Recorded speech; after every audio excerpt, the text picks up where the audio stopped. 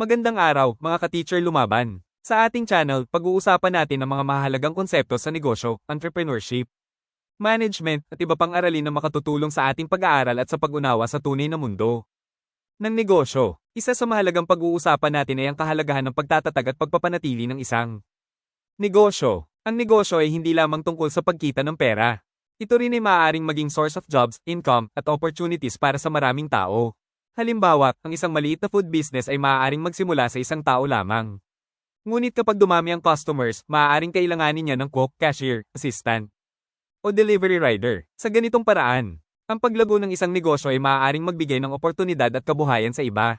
Kaya mahalagang tandaan, ang isang negosyo ay hindi lamang nakatutulong sa entrepreneur. Maaari rin itong makatulong sa mga empleyado, pamilya, komunidad, at sa ekonomiya.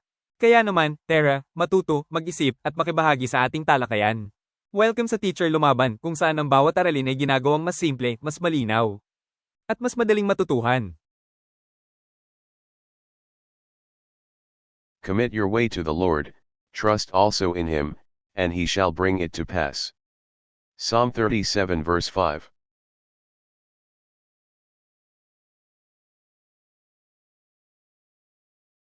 Mahalaga ang business enterprises dahil maraming tao ang umaasa sa negosyo para sa kanilang trabaho at kabuhayan. Kapag may bagong negosyo, maaaring magkaroon ng bagong trabaho. Halimbawa, kapag may bagong restaurant, maaaring kailanganin ito ng cooks, waiters, cashier, cleaner, delivery workers, at iba pa. Ang mga empleyado naman ay tumatanggap ng sweldo. Ang kanilang income ay ginagamit para sa pagkain, bahay, edukasyon, transportation, at iba pang pangangailangan ng pamilya. Dahil dito, ang negosyo ay may epekto hindi lamang sa owner kundi pati sa family at community. Simpleng konsepto, business jobs income family support community growth. May pagkakaiba ang establishing at sustaining ng isang negosyo. Ang establishing a business ay nangangahulugan ng pagsisimula ng negosyo. Kabilang dito ang paghahanap ng business opportunity, paglalaan ng kapital, paghahanda ng produkto o serbisyo, at paghahanap ng customers. Samantala, ang sustaining a business ay nangangahulugan ng pagpapanatili ng operasyon ng negosyo sa mahabang panahon. Halimbawa, madaling sabihin na, magtatayo ako ng restaurant. Pero mas mahirap ang, paano kung mapapanatiling bukas at kumikita ang restaurant? Kailangan ng tamang management, magandang customer service, quality products, financial management, at adaptability upang magpatuloy ang negosyo. Ang negosyo ay isang mahalagang source of employment. Sa simula, maaaring ang entrepreneur mismo ang gumagawa ng halos lahat ng trabaho. Siya ang bumibili ng supplies, gumagawa ng produkto, nagbebenta, at nag-aasikaso ng customers. Pero habang lumalaki ang negosyo, hindi na kayang gawin ng isang tao lamang ang lahat ng trabaho. Dahil dito, kailangan niyang kumuha ng mga empleyado. Halimbawa, small business more customers more work more employees. Kaya ang business growth ay maaaring magresulta sa job creation. Kapag maliit pa ang negosyo, maaaring kaunti lamang ang tao na nagtatrabaho rito. Halimbawa, ang owner ay maaaring siya mismo ang gumagawa ng produkto, tumatanggap ng order, nagbabantay ng pera, nag-aayos ng inventory. Pero kapag lumaki ang negosyo, kailangan na ng mga taong may specific responsibilities.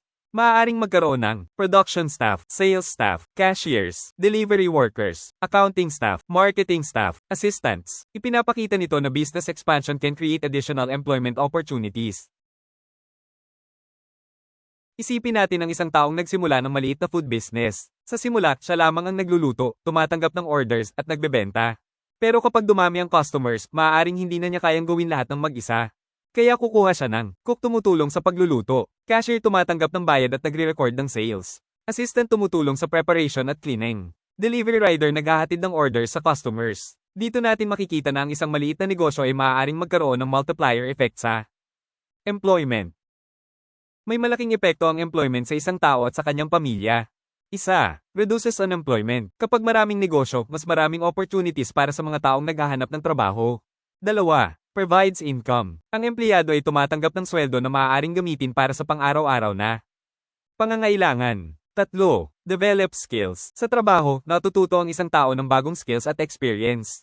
Apat, creates more employment. Kapag lumalaki ang business, maaaring kailanganin ito ng mas maraming workers. Kaya ang negosyo ay maaaring maging mahalagang bahagi ng livelihood development ng isang community. Ang isang negosyo ay maaaring magkaroon ng epekto sa buong community. Halimbawa, may bagong grocery store na nagbukas. Una, kailangan ito ng employees. Kapag may trabaho ang mga employees, mayroon silang income. Gagamitin nila ang kanilang income para bumili ng pagkain, damit, transportation, at iba pang pangangailangan. Ang kanilang spending ay maaaring mapunta sa ibang businesses. Kaya maaaring magkaroon ng cycle. Business employment income spending more business activity. Ito ang dahilan kung bakit ang negosyo ay nakatutulong sa local economic activity. Ang negosyo ay maaari ring maging source ng financial freedom. Ang financial freedom ay tumutukoy sa pagkakaroon ng sapat na financial resources at kakayahang pamahalaan ng sariling pera upang matugunan ang pangangailangan at mga financial goals. Halimbawa, kapag kumikita ng maayos ang isang negosyo, maaaring gamitin ng entrepreneur ang income o profit para sa household expenses, savings, investments, business expansion, future needs. Ngunit mahalagang tandaan na hindi automatic na nagiging financially free ang isang business owner. Kailangan pa rin ng tamang financial management. Para magkaroon ng financial benefit ang isang negosyo, kailangan itong kumita ng sapat. Halimbawa, business revenue minus business expenses equals profit. Ang profit ay maaaring gamitin ng maayos ang entrepreneur. Maaari niyang itabi bilang savings, gamitin para palawakin ang negosyo, i-invest, gamitin para sa family needs, maghanda para sa emergency o future needs. Kaya mahalaga ang responsible money management. Hindi dapat ubusin agad ang lahat ng kinita ng negosyo. Halimbawa, may isang tao na nagsimula ng online clothing business. Bumibili siya ng damit mula sa supplier at ibinebenta ito online. Kapag mas mataas ang kanyang sales kaysa sa kanyang total expenses, maaari siyang magkaroon ng profit. Halimbawa, sales katumbas 20,000 piso, expenses katumbas 15,000 piso, profit katumbas 5,000 piso. Ang 5,000 piso ay maaaring gamitin para sa savings, additional stocks, business equipment, household expenses, future investment. Kung patuloy na lumalaki ang negosyo, maaari rin siyang mag-expand. Ang financial freedom ay nagbibigay sa isang tao ng mas malaking control sa kanyang finances. Halimbawa, kung may additional source of income ang isang tao, hindi lamang siya umaasa sa isang income source. Maaari siyang mag-ipon para sa future, mag-invest, magbayad ng family expenses, maghanda para sa emergencies, magkaroon ng funds para sa personal goals. Gayunpaman, kailangan ng discipline at proper financial planning. Ang malaking income ay hindi nangangahulugang financially free agad ng isang tao. Kung malaki rin ang gastos at walang savings, maaaring hindi pa rin maging stable ang financial situation.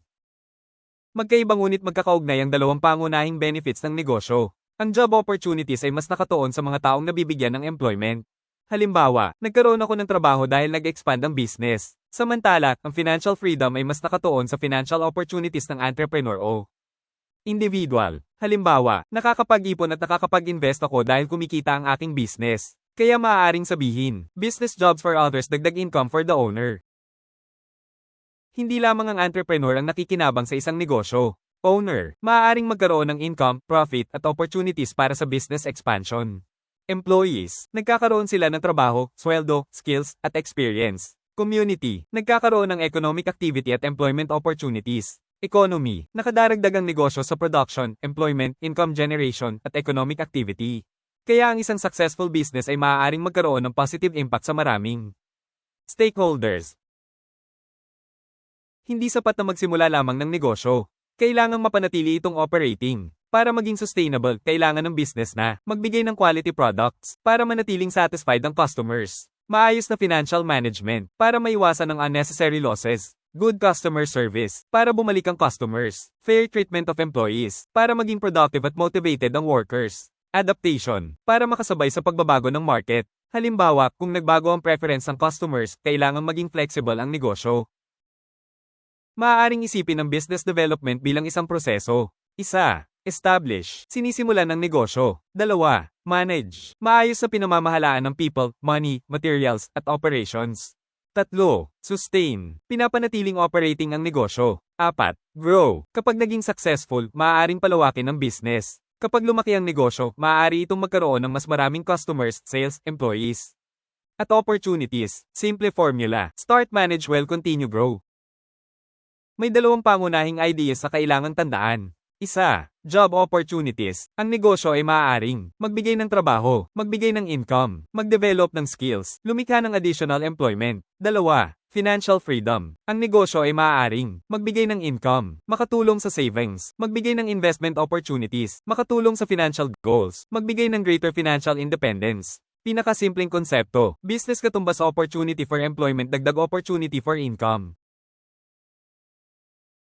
Business enterprises create jobs and income. Kapag nagtatag tayo ng negosyo, nagkakaroon tayo ng opportunity na kumita at magbigay ng produkto o serbisyo.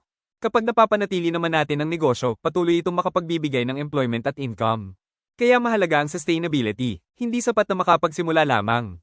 Dapat ay magkaroon ng kakayahang magpatuloy, makapag-adjust, at mapanatili ang magandang performance ng negosyo. I can do all things through Christ who strengthens me. Philippians 4 verse 13.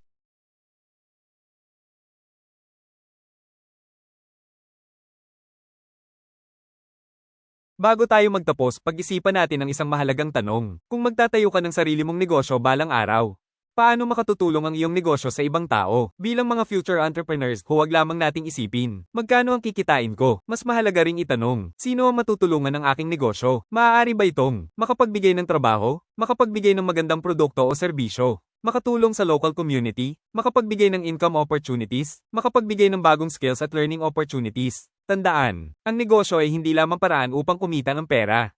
Maaari itong maging paraan upang lumikha ng trabaho, magbigay ng oportunidad, at makatulong sa pag-unlad ng pamilya at komunidad. Maraming salamat sa inyong pakikinig at pakikilahok. Kung nakatulong sa iyo ang video na ito, i-like, i-subscribe, at i-share ang Teacher Lumaban YouTube channel para mas marami pa tayong matutuhan. Hanggang sa susunod na aralin, mga ka-Teacher Lumaban. Matuto, mag-isip, lumaban, magtagumpay.